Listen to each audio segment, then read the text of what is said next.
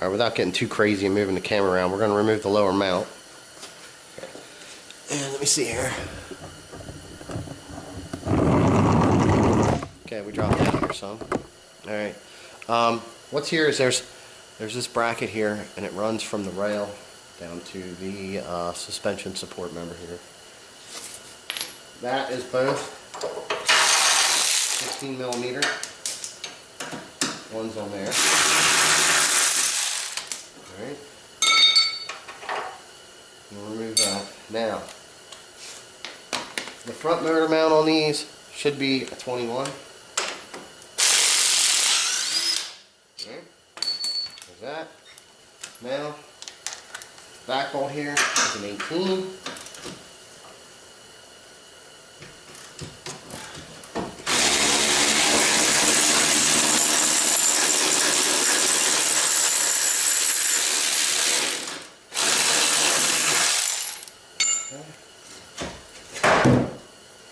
Well, motor mount's out of the way.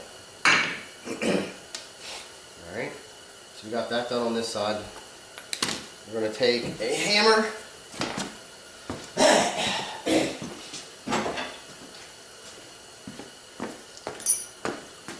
These bolts here that we took the nuts off of.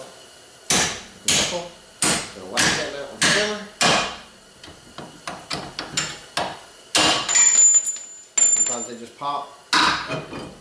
Now usually when I do this, I like to turn the steering wheel so that it's pushing out this way, so we have the most room. That way we don't chance ripping our boot on our strut here.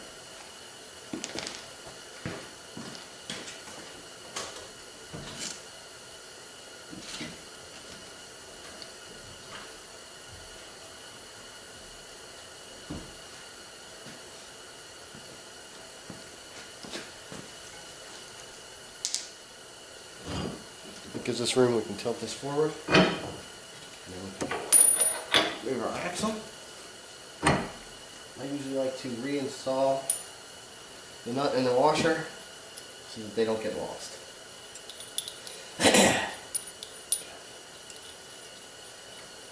And with the passenger side, the best way to do this is you just tap the inner side with a hammer.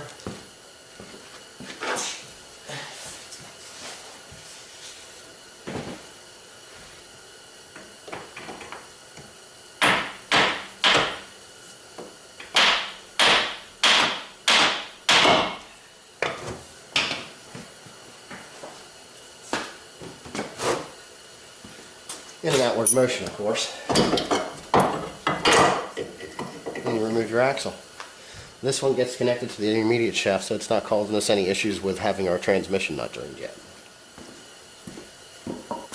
Now that that's done, we still want to be able to roll this vehicle after we get the motor pulled. So we're going to take install the bolts into the knuckle right here.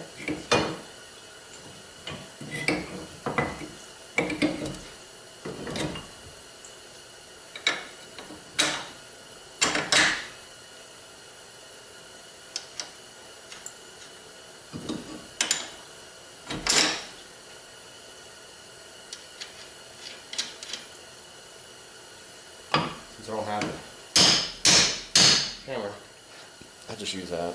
Alright, there's that. Spun. We're going to reinstall the brake caliper just in case we need brakes. Stop moving for now, which only takes a couple seconds.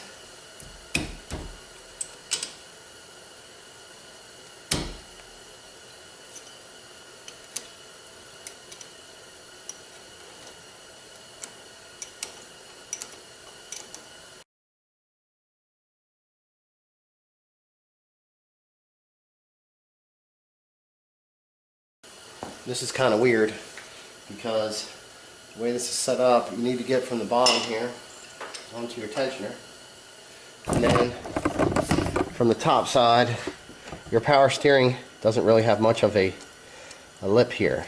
It has a big lip on the back, and everything else does also. So you're going to want to push on that tensioner, and then you can pop the belt off of the power steering pump up here. With two hands, one down here, and one up here.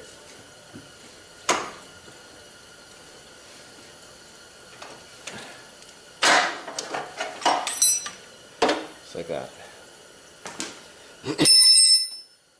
This ground wire right here is very important to make sure that it is grounded at any time, because this will cause your car not to start. It'll give you all kinds of other issues.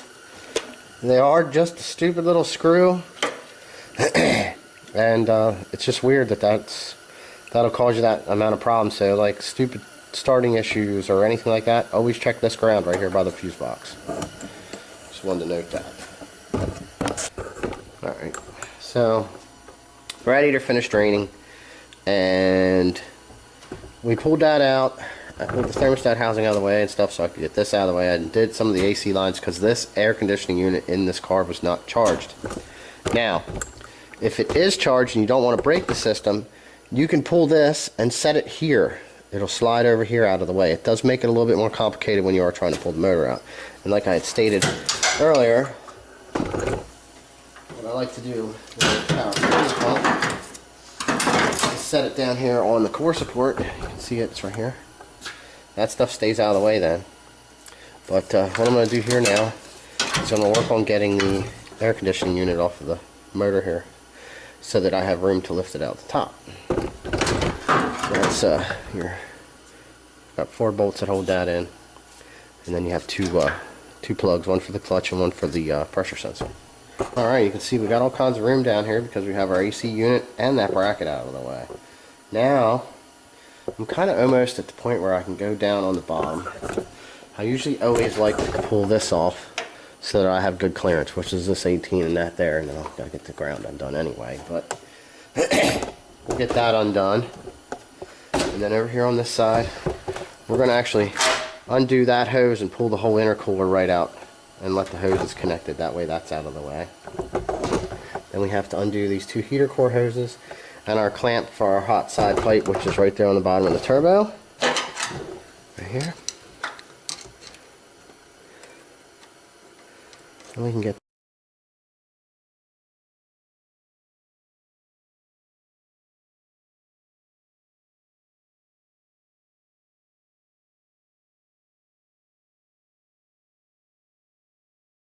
right down here. This is shift cables. Okay. Now, I like to use this pry bar, and then I can get in between the cable and the clip here, and then I just give it a little twist. Makes this clip pop up. Let's see if we can get you in here for a close up. Right down here. Yeah, you can see it right here. This one here. Try to get underneath this here, and then we can pop that clip up, which will allow us. Alright, well, I got 2 hands for this one.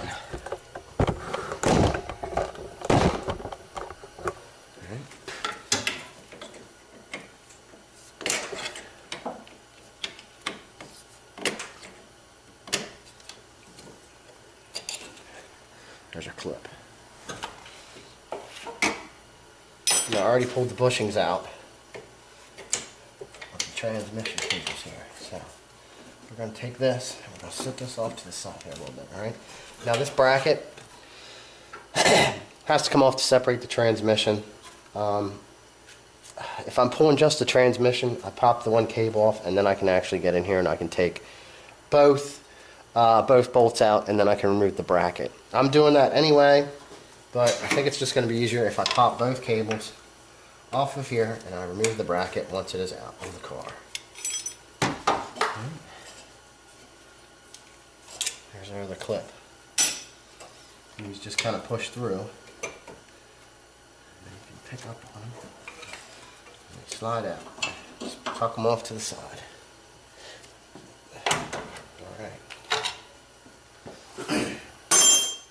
Now, as far as that goes, we pretty much have everything completed for the most part up top, except for, like I said, we got to get this right here.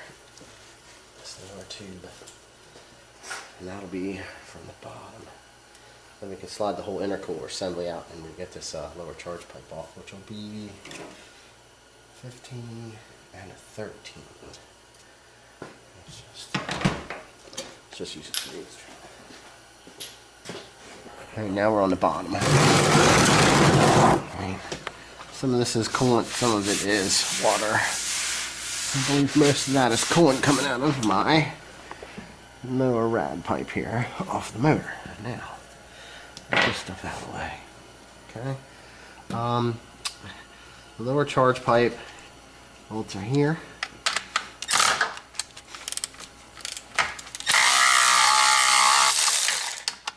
And that's coming off all the assembly.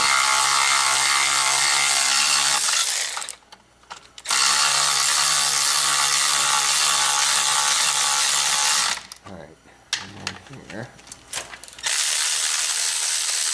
that's how it's supposed to come off. One nut, and then the bolt. There's our power steering lines, okay?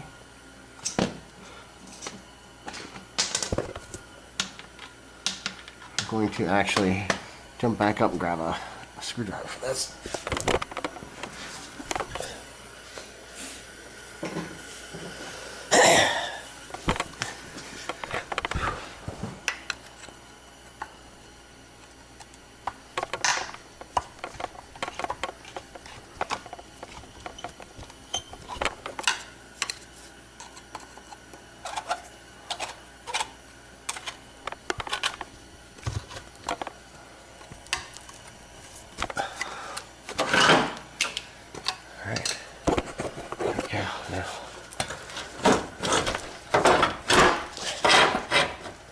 Give this stuff a wiggle.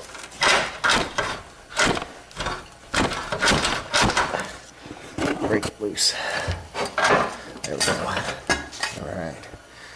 Now our intercooler will come out, and if you look, this has the typical no bolts in it because, yeah, it probably had a big front mount on it at one time and the studs got broke off. So, that's done. Now, we can get this hard pipe out of the way.